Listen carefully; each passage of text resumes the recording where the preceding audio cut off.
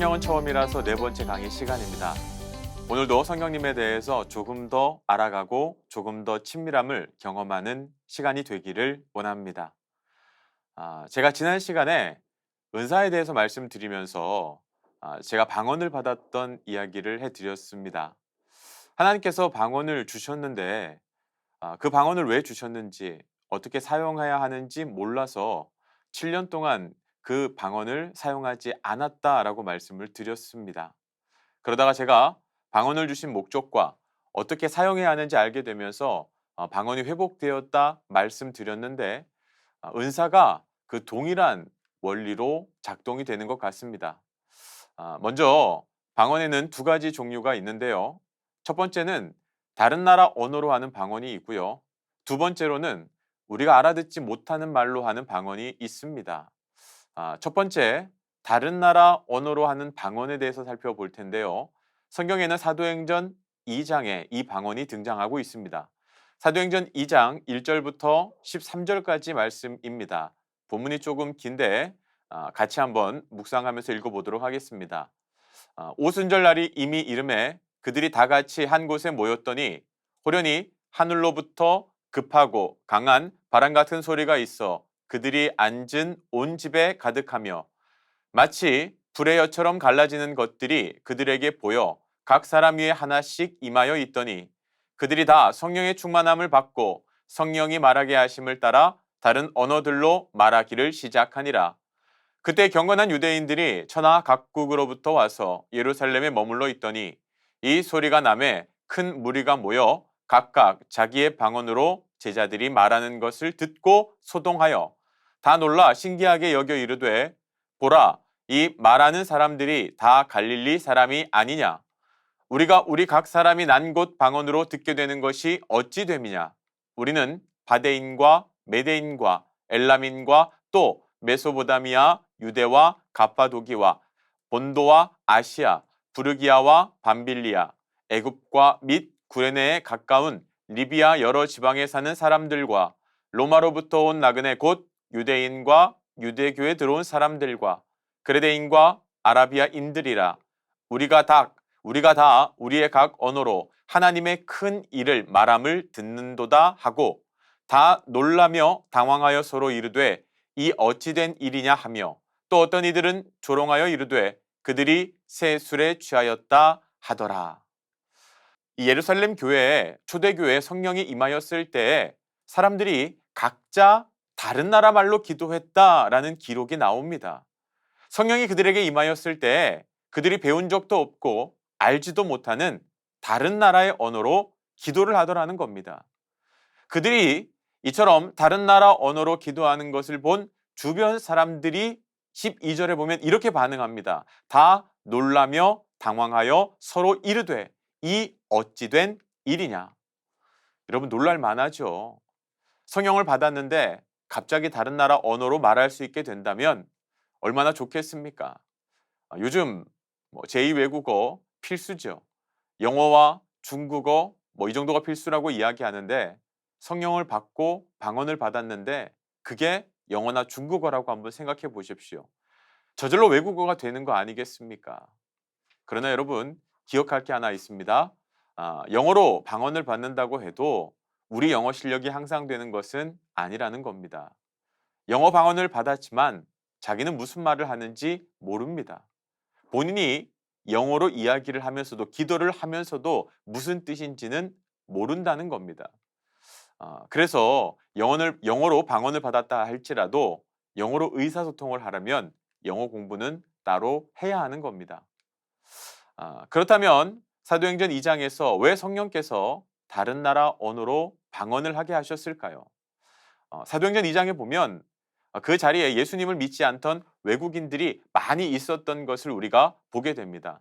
바데인, 메데인, 엘라인, 메소보다미아, 로마로부터 온 유대인, 그레데인, 아라비아 사람들까지 다양한 국적의 외국인들이 있었던 것을 보게 됩니다. 하나님께서 원하셨던 것은 무엇인가 하면 그들에게 하나님 나라의 복음을 전하기를 원하셨어요. 그래서 그들의 언어로 그 성령을 받은 그리스도인들에게 방언으로 하나님의 말씀을 선포하게 하신 것이죠. 그러니까 처음 방언의 은사를 주실 때 그 자리에 있는 믿지 않는 외국인들에게 복음을 전하기 위해서 방언을 주신 겁니다. 은사에 대해서 말씀드리면서 은사는 나를 위해 주신 것이 아니라 다른 사람을 위해서 공동체의 유익을 위해서 주신 것이라고 말씀드렸는데 사도행전 2장에서 방언 역시도 그 동일한 목적으로 은사를 주신 것을 발견하게 됩니다. 그러나 우리가 아는 대부분의 방언은 의미를 알지 못하는 경우가 대부분입니다. 다른 나라 언어로 하는 방언도 있지만 어느 나라 말인지 알지 못하고 대개 음성으로 기도하는 경우가 많습니다. 이 경우는 땅에 있는 언어가 아닌 경우가 대부분입니다. 그래서 이런 방언을 하늘의 언어라고 표현하기도 하고요. 영의 언어라고 부르기도 합니다. 고린도전서 14장 14절을 한번 보도록 하겠습니다. 내가 만일 방언으로 기도하면 나의 영이 기도하거니와 나의 마음은 열매를 맺지 못하니라. 여기에서 방언 기도는 나의 영의 기도라고 나와 있습니다. 때문에 내 마음이나 혼은 그 기도에 대해서, 그 기도의 내용에 대해서 알 수 없다는 것입니다. 내 기도를 내가 이해하지도 못하나 나의 영이 기도하는 것이다 라고 말씀하시는 것이죠.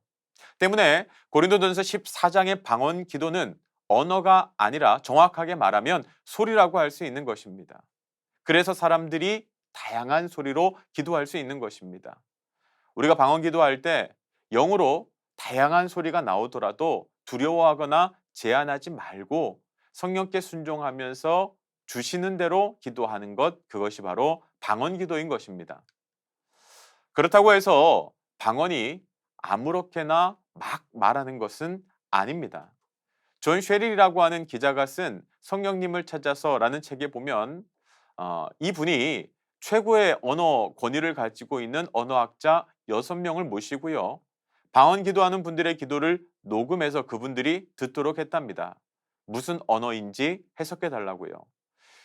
이 언어학자들이 녹음되어 있는 방언 기도를 유심히 듣더니요. 이것이 어느 족속의 말이다라고 집어내지는 못하더라는 겁니다. 그러나 어떤 언어라고 하는 형태는 가지고 있는 게 분명하다라고 그렇게 결론을 내리더랍니다. 존 시릴 기자가 실험을 하나 더 했는데요. 이번에는 자기 아내와 딸들에게 가짜 방언을 하라고 부탁을 했답니다. 그래서 그걸 녹음해서 동일하게 언어학자들에게 들려주었답니다. 그랬더니 언어학자들이 이번에는 정확하게 집어내는데 이건 아무 의미 없는 무질서한 소음일 뿐이지 이건 언어의 형태를 가지고 있지 않다라고 정확하게 이야기하더라는 것입니다. 이 실험에서 알 수 있는 것이 무엇입니까? 우리가 하는 방언, 이 영의 기도는 분명히 어떤 형태의 언어라는 것입니다. 단지 우리가 알아듣지 못할 뿐이지. 그래서 하늘의 언어라고 이 방언에 대해서 이야기할 수 있는 것이죠. 그렇다면 궁금한 것이 하나 있습니다. 왜 우리가 알아듣지도 못하는 방언으로 기도해야 하는가?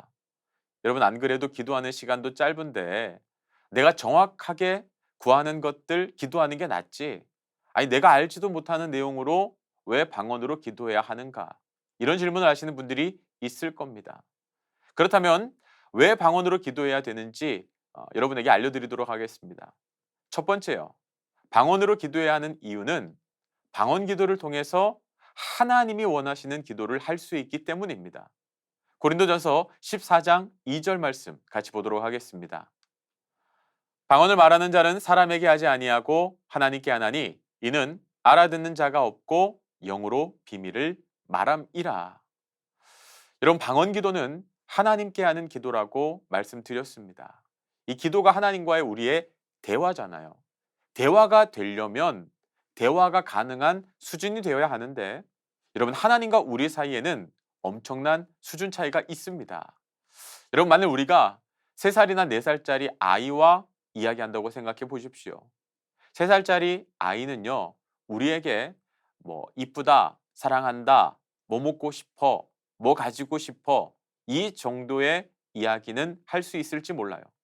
하지만 전문적인 관심사를 가지고 대화하는 것은 불가능할 겁니다. 뭐 경제에 대해서 이야기한다든가 통일 문제를 이야기한다든가 정치 문제를 이야기한다. 이런 건 아주 힘들고 불가능하다는 것이죠. 하나님에 대해서도 마찬가지예요.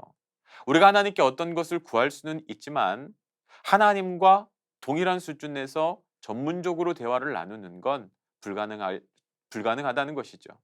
그래서 로마서 8장 26절, 27절에서는 이렇게 이야기합니다.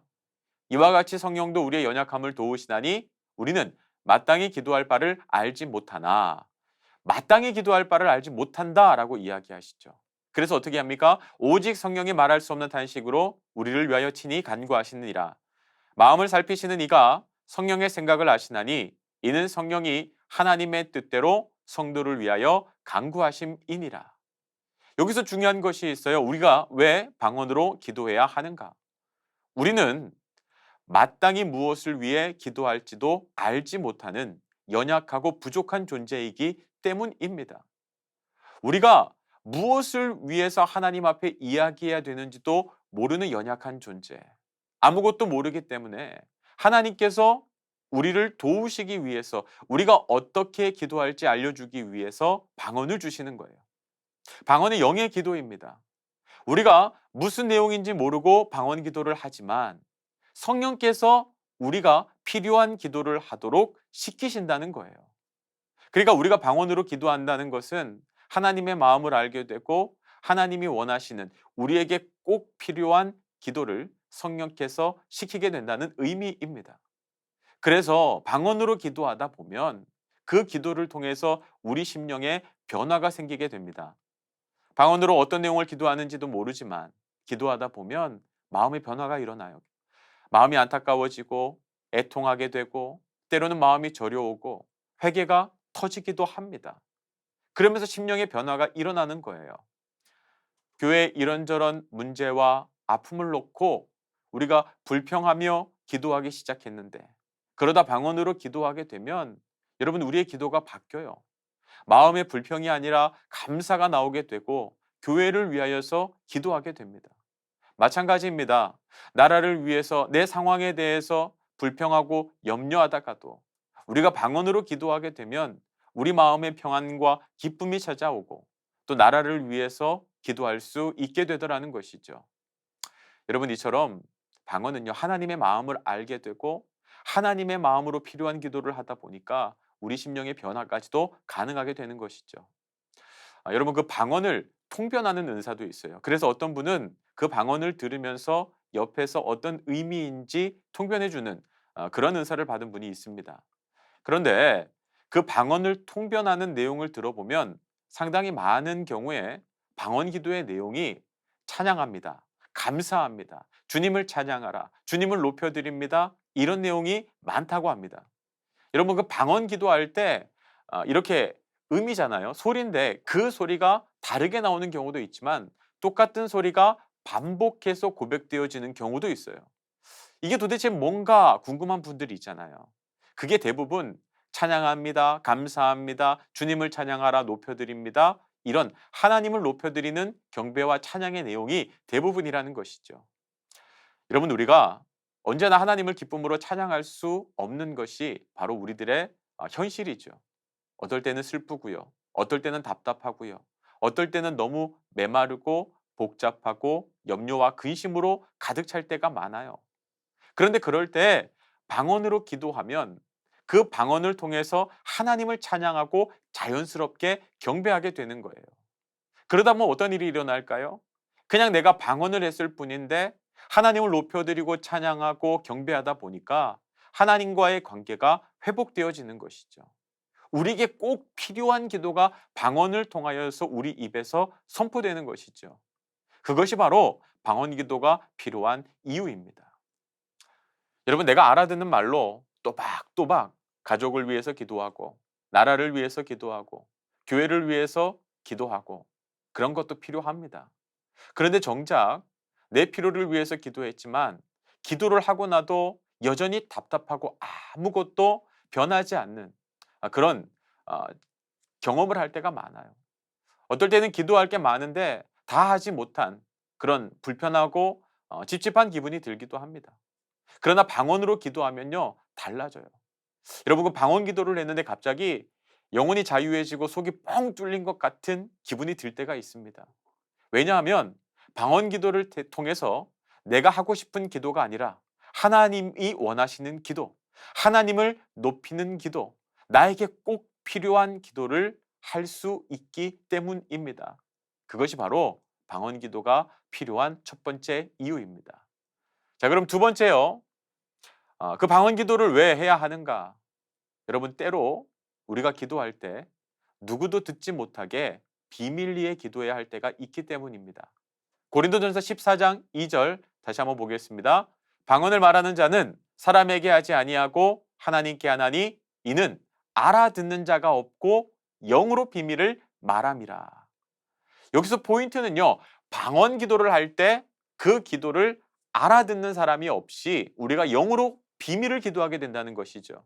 물론 하나님은 우리의 방언 기도를 알아들으세요. 하나님과 우리만 아는 비밀 기도라는 겁니다. 그러니까 방언 기도는요. 영으로 하는 하나님과의 비밀 기도입니다. 여러분 우리가 입으로 소리를 내어서 기도하거나 혹은 소리를 내지 않더라도 우리가 마음으로 품고 기도할 때 그 기도를 옆에 있는 사람이 듣거나 혹은 사단이 악한 영이 그 기도를 듣게 됩니다. 때로 우리의 기도를 듣고 누군가는 실족하거나 상처받을 수 있어요. 여러분 우리가 마음껏 기도했는데 그 가운데 누군가가 상처받고 신경 쓸 수 있는 내용들이 있기 때문에 그렇습니다. 또 우리가 입으로 말하지 않고 마음으로 품고 기도한다 할 때 사단이 그걸 들어요. 그래서 우리가 기도를 할 때 그 기도를 듣고 방해하고 넘어뜨리려고 한다는 것이죠. 그래서 방언 기도가 어떤 능력이 있는가? 사람이 듣고 상처받지 않도록 하는 아, 그런 효력이 있죠. 또 사단이 듣고 방해하고 넘어뜨리지 못하게 하는 측면에서 유익이 있어요. 왜? 그 방언 기도는 하나님과 나만 아는 거니까. 여러분 다니엘서를 보면요. 다니엘이 하나님으로부터 이스라엘의 회복에 대한 말씀을 듣습니다. 70년 바벨론 포로기가 끝나고 이제 이스라엘 민족이 다시 예루살렘으로 돌아가서 그 땅을 회복하게 될 거라는 그 비밀에 대한 약속을 받습니다. 다니엘이 하나님 앞에 이제 그 일들이 구체적으로 어떻게 이루어지는지 알고 싶어서 기도해요. 하나님께서 다니엘의 기도를 들으시고요. 바로 응답해 주십니다.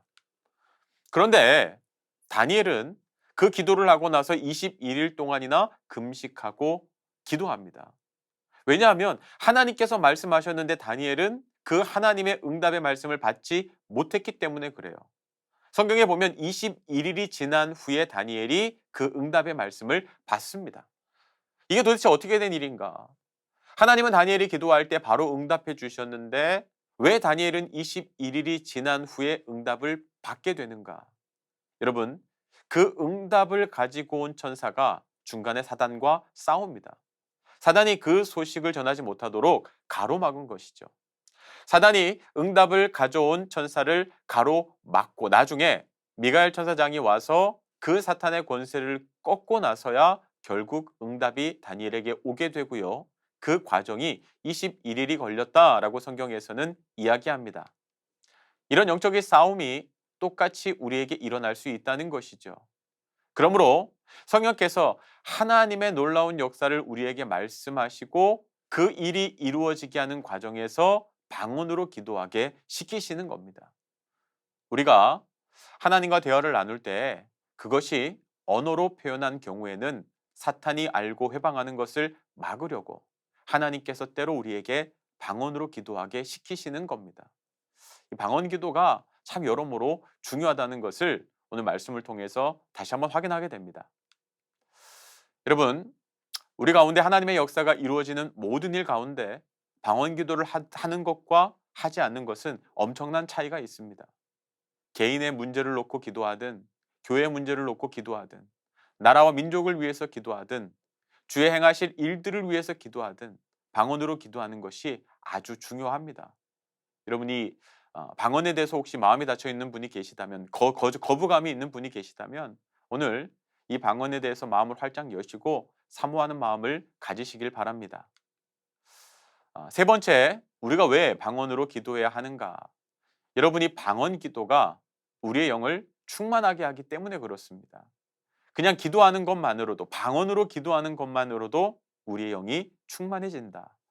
고린도전서 14장 14절입니다. 내가 만일 방언으로 기도하면 나의 영이 기도하거니와 나의 마음은 열매를 맺지 못하니라. 여러분, 흔히 사람을 이야기할 때요, 사람의 존재는 영과 혼과 육으로 이루어졌다라고 이야기하죠. 우리가 대부분 생각하고 마음으로 드리는 기도요, 이건 혼으로 드리는 기도입니다. 우리가 이 생각하고 마음에 품고 기도하면 그 기도의 열매는 마음에서 맺혀지게 되고 혼에서 맺혀지게 되는 것이죠. 이게 우리가 드리는 대부분의 기도입니다. 그런데 방언으로 드리는 기도는 영으로 드리는 기도라고 오늘 말씀에서 이야기합니다. 영으로 기도한다. 여러분, 성령이 영이시잖아요. 우리가 방언으로 기도하면 영이신 성령께서 내 안에 기도하게 하시는 거예요. 근데 이건 영의 열매를 맺게 되어 있습니다. 그러니까 우리 안에서 성령이 충만하여지고 그 영의 열매들이 맺히게 되는 거예요. 그러니까 놀라운 것은 우리가 영적 세계를 경험하게 되면 그 영이 충만함을 경험하게 되어 있어요. 우리가 그냥 일상에서 살다 보면 그냥 육신의 일들만 생각하게 되지만 우리가 영의 것들을 관심하게 되다 보면 그 영으로 충만함을 경험하게 되어 있다는 거예요. 방언은 그 영의 세계를 경험하는 것이고 그를 통하여서 영의 충만함을 경험하게 되어지는 것이라는 겁니다. 자, 이처럼 방언으로 기도해야 하는 세 가지 이유를 살펴보았습니다. 이번에는 진짜 방언과 가짜 방언을 어떻게 구별할 수 있는지 저희들이 살펴보도록 하겠습니다. 제가 처음 방언 받았을 때 제일 먼저 든 생각이 무엇이었냐면요. 야, 사단이 주는 가짜 방언이 있다는데 이게 가짜 방언은 아닐까? 하나님이 주신 진짜 방언일까? 이게 진짜인지 가짜인지 어떻게 분별할 수 있을까 하는 것이었습니다. 여러분, 어떻게 진짜와 가짜를 분별할 수 있을까요? 제일 먼저 기억해야 될 것이요, 은사잖아요. 이게 성령의 은사예요. 제가 말씀드렸지만 은사는 성령께서 우리에게 주시는 선물입니다. 성령은요, 살리고 회복시키시고 하나 되게 하는 영이십니다. 그러니까 우리가 성령께서 주시는 은사를 받게 되면 어떤 일들이 일어날까요? 회복되어지고 살아나게 되어지고 하나가 됩니다. 사랑하게 되고요, 배려하게 됩니다. 그 자리에 성령의 영향을 받아서 성령의 열매들이 맺혀지게 돼요. 이 원리에서 생각하면 됩니다. 우리가 만일 성령의 은사로서 방언을 받았다면 우리 안에서 살리는 역사가 일어나게 되고 회복시키게 되고 사랑하게 되고 배려하게 되고 성령의 열매들이 맺혀지는 것이 당연하다는 겁니다. 방언으로 기도할 때 어떤 일이 일어날까요? 내 영이 살아나게 됩니다. 우리 가정이 회복되어지게 됩니다. 우리 공동체가 살아나게 되는 거예요.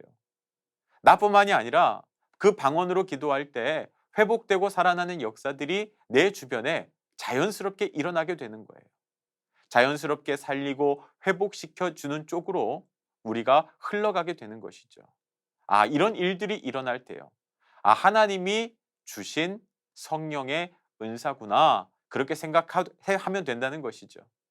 그러나 만일 내가 방언을 해요. 그런데 그 방언을 하면서 다른 사람을 배려하지 않아요.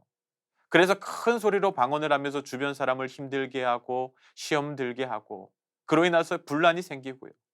또 방언을 하면서 교만하여 줘서 그로 인하여서 문제가 생긴다. 여러분, 그러면 사단이 주는 방언일 가능성이 높습니다. 열매를 보고 그 나무가 어떤 나무인지 아는 것처럼 은사 역시도 그 은사를 통해서 어떠한 열매가 맺혀지는지를 우리가 보면 그것이 하나님이 주신 것인지 아니면 사단이 주신 것인지 분별할 수 있다는 겁니다. 열매를 보고 그 나무가 어떤 나무인지 알 수 있다는 것이죠. 자, 그럼 이번에는요, 제일 중요하면서 제일 많은 관심이 있는 주제를 살펴보도록 하겠습니다. 어떻게 하면 방언의 은사를 받을 수 있는가? 제가 어떤 비법을 알려드려서 이렇게만 하면 방언의 은사 분명히 받습니다라고 이야기할 수 있으면 좋겠지만 제가 뭐 비법이나 비결을 가르쳐 드릴 수는 없습니다. 하지만 그 방언의 은사를 받을 수 있도록 우리가 어떻게 준비해야 되는지를 말씀드릴 겁니다. 여러분, 방언은요, 단순히 알지 못하는 말을 중얼거리는 수준의 것이 아닙니다. 방언 기도는 성령의 임재와 역사하심에 대해서 내가 놀라운 체험 가운데로 들어가는 것입니다. 이 방언은요, 성령이 시키는 겁니다. 그러니까 우리가 성령 충만을 어떻게 받는가 할 때에 성령께 온전히 내어드리는 것이 중요하다고 말씀드렸어요. 방언 기도 역시도 마찬가지입니다. 여러분, 방언은 내 입으로 하고 내 혀로 하는 것이잖아요. 그러면 방언 기도를 하려면 어떻게 해야 되는가? 성령이 내 혀를 온전히 주관하시도록 내 혀를 내어드리는 때 방언을 받을 수 있습니다. 그러니까 아, 이 혀의 주권을 성령님께 내어드리는 거예요. 자, 근데 방언을 하기를 원해요. 그런데 그냥 가만히 입을 다물고 있다면 여러분 방언을 받을 확률이 낮아질 수밖에 없죠. 먼저 입을 열어야 돼요. 그리고요, 내 혀를, 내 말을 그 주권이 성령께 있습니다라고 고백하고 맡기셔야 합니다. 그러면 이제 힘을 빼는 것이 중요하겠죠. 내가 하고 싶은 말, 내가 원하는 말, 그것들을 내려놔야 돼요. 성령님, 성령님이 하시는 말을 내가 하기 원합니다. 성령님 내 혀를 주관하여 주십시오. 온전히 내어 맡길 때 성령께서 내 혀를 주관하여 주시고 그 하늘의 언어로 말하게 하신다는 거예요. 그게 참 의미가 있습니다. 결국 방언은요, 내가 원하는 말을 하는 것이 아니라 성령이 원하는 말을 하게 된다는 거예요. 참 방언이 놀라운 축복이라는 측면이 바로 여기에 있습니다. 또 이런 경우에도 방언의 은사를 많이 받으시더라고요. 이런 경우입니다. 내가 주님을 믿기로 결단했습니다. 그 간절함으로 주님께 나아가는데 답답한 거예요. 속이 터질 것 같은 거예요. 왜냐하면 예수를 믿기로 마음의 결심은 섰는데 그렇게 살 수 있는 능력이 없는 자신을 발견하게 되는 겁니다. 정말 주님을 사모하고 주님을 살고 싶고 주님을 더 알고 싶고 만나고 싶고 그런 열정이 가득한데 정말 정작 내 자신을 돌아보면 내 안에 죄가 너무 많아요. 은밀한 죄가 너무 많아요. 거기에 여전히 사로잡혀 있어요. 다 청산해 버리고 싶은데 이제는 정말 새롭게 살고 싶은데 하나님 그게 안 됩니다. 제가 정말 하나님의 영광이 되길 원하고 하나님의 기쁨이 되고 싶습니다. 그러면서 이렇게 이 안에 속이 터질 것 같은 거예요. 그러면서 하나님 어떻게 해야 돼요? 하나님 저 좀 붙들어 주세요. 하나님 제가 어떻게 기도할지 모르겠어요. 막 그 안타까움으로 기도하다 보면요. 하나님께서 우리로 하여금 방언으로 기도하게 하세요. 우리에게 기도를 가르쳐 주시는 것이죠. 아까 말씀드렸잖아요. 로마서 말씀. 우리가 마땅히 빌 바를 알지 못하되 성령께서 친히 우리를 위해서 간구하시느니라. 그때 성령께서 우리 혀를 주관하셔서 우리가 어떻게 기도할지 알게 하신다는 거예요. 방언 기도는 내 혀를 주님께 온전히 내어 맡긴 자에게 주시기 때문에 여러분 이렇게 힘을 빼고 하나님께 온전히 내어 맡기면 여러분에게 정말 방언으로 기도하는 역사가 또 하나님께서 허락하실 줄 믿습니다. 자, 방언의 은사요. 여러분 받지 못한 사람에게는 너무나도 간절한 참 대단한 은사지만 그건 작은 은사에 불과합니다. 왜 방언을 작은 은사라고 하는가? 그건 누구나 다 받을 수 있는 은사이기 때문에 그래요. 왜냐하면 우리 신앙생활을 위해서 누군가를 세우기 위해서 모두에게 필요한 은사이기 때문에 하나님은 방언의 은사를 모두에게 주시기를 원한다는 거예요. 그런 뜻에서 여러분 방언의 은사를 자랑하지 마시기를 바랍니다. 성령을 모신 사람, 정말 그 혀의 주권을 하나님께 내어 맡긴 사람, 그 사람은 방언을 할 수 있다는 거예요. 사실 뭐 방언을 한다 안 한다 가지고 비교도 하고 자랑도 하지만 여러분 그걸 할 것이 아무것도 없다는 거예요. 왜냐하면 그 방언의 은사는 그렇게 대단한 은사가 아니기 때문에 그래요. 고린도전서에 보면요. 무엇을 큰 은사라고 이야기하는가?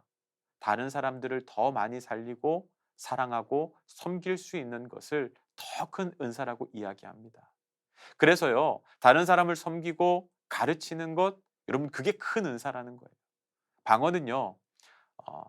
나를 위해서 하나님께서 주시는 거예요. 내 신앙을 위해서요. 물론 다른 사람을 살리는 데도 사용되어지지만, 그래서 방언을 작은 은사라고 하는데, 물론 방언도 여러분 소중히 여기고 잘 사용하셔야 됩니다. 작은 것을 귀하게 여기는 사람에게 하나님께서 큰 것도 허락하시기 때문입니다.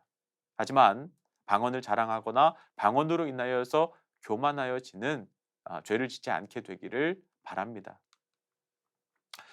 사도 바울은 그런 측면에서 고린도전서에서 방언에 대해서 조심하라고 이야기합니다. 오히려 방언하기보다는 예언하기를 힘쓰라고 이야기하죠. 1만 마디 방언하는 것보다 5마디 예언하는 것이 더 귀하다라고는 이야기도 합니다. 사도 바울이 방언에 대해서 이런 이야기를 한 배경이 있습니다. 고린도 교회 안에 그 방언으로 인한 문제들이 생겼기 때문이죠. 공적인 예배를 드리고 이제 대표 기도를 해야 되는데, 그 성도 중에 한 명이 방언으로 대표 기도를 한 거죠. 그러면 그 자리에 참석한 성도들은 그 사람이 어떤 내용으로 기도하는지 다 모릅니다. 진짜 난감한 상황이 벌어지는 것이죠. 방언으로 그런 식으로 사용하지는 말라는 겁니다. 그래서 바울이 이렇게 이야기합니다. 기본적으로 방언은 통변이 없는 다음에는 공적인 예배에서는 사용하지 말라라고 권면하고 있습니다. 오히려 통변이 없는 방언을 할 때에는 미친 사람처럼 오해될 수도 있습니다. 그래서 사도행전 2장에서는 다른 나라 언어로 방언하는 사람들을 보고 세술에 취했다 조롱하는 사람들도 등장하는 것을 보게 됩니다. 질서 없이 방언을 사용하지 마시고 질서를 가지고 순리에 따라서 방언을 하시기를 바랍니다. 오늘 4번째 강의를 마치려고 합니다. 여러분, 방언은 참 귀한 은사입니다. 이 방언의 유익에 대해서 말씀드렸잖아요. 하나님의 마음으로 기도할 수 있게 되고, 방언을 통해서 내 영이 충만하여지고, 또 하나님과 비밀 기도를 할 수 있는 도구이라고요. 방언이 가진 유익이 참 많습니다. 그러니까 우리는 이 방언을 귀하게 여기는 것이 맞습니다. 그 방언을 받는 비결이 말씀드렸지만, 내 혀를 온전히 성령께 내어 맡길 때 하나님께서 방언을 주실 확률이 높다라고 말씀드렸어요. 내가 원하는 말을 하는 것이 아니라 성령이 원하는 말을 하길 원합니다. 그렇게 온전히 성령께 내어 맡길 때 우리가 방언으로 기도하게 되는 것이다 라는 말씀도 드렸습니다. 그 방언을요, 여러분, 나를 높이는 데, 자랑하는 데 사용하지 마시고 다른 사람을 살리고 공동체를 살리는 데 사용하시기 바랍니다. 방언이 나의 자랑이나 유익이 되지 않도록 은사를 잘 관리하셔서 품위 있는 방언 기도를 하시는 저와 여러분이 되시기를 주님의 이름으로 축복합니다. 같이 기도하겠습니다. 하나님, 우리에게 은사를 허락하여 주심을 감사합니다. 많은 은사 주셨는데, 다양한 은사 주셨는데 그 중에서도 방언의 은사를 허락하시니 감사합니다. 그 방언을 왜 주셨는지, 어떻게 사용해야 하는지, 유익이 무엇인지 우리가 알고 방언을 품위 있게 잘 사용할 수 있기를 원합니다. 나의 높음을 위하여서, 나의 자랑을 위하여 사용하지 않게 하여 주시고, 나의 영혼을 위하여서, 우리 가정을 위하여, 우리 공동체를 위하여, 모두의 유익을 위해서 회복하고 살리는데 그 방언을 사용할 수 있게 하여 주시옵소서. 하나님, 혹시 이 가운데 아직 방언의 은사를 받지 못하여서 또 부족한 마음으로 하나님 앞에 기도하며 나아가는 자들도 있습니다. 내 혀에 힘을 풀고 내가 하고 싶은 말이 아니라 정말 하나님께서 내 혀를 통하여서 말씀하여 주시기를 원합니다. 하늘의 언어로 말씀하여 주시기를 원합니다. 그 사모함으로 기도할 때 그들에게 그 성령의 선물로서 또 방언이 임하는 축복도 있게 하여 주시옵소서. 정말 주신 은사들 정말 품위 있게 아름답게 사용할 수 있는 우리 모든 성도님들 되기를 간절히 바라고 원하오며 예수님의 이름으로 기도드립니다. 아멘.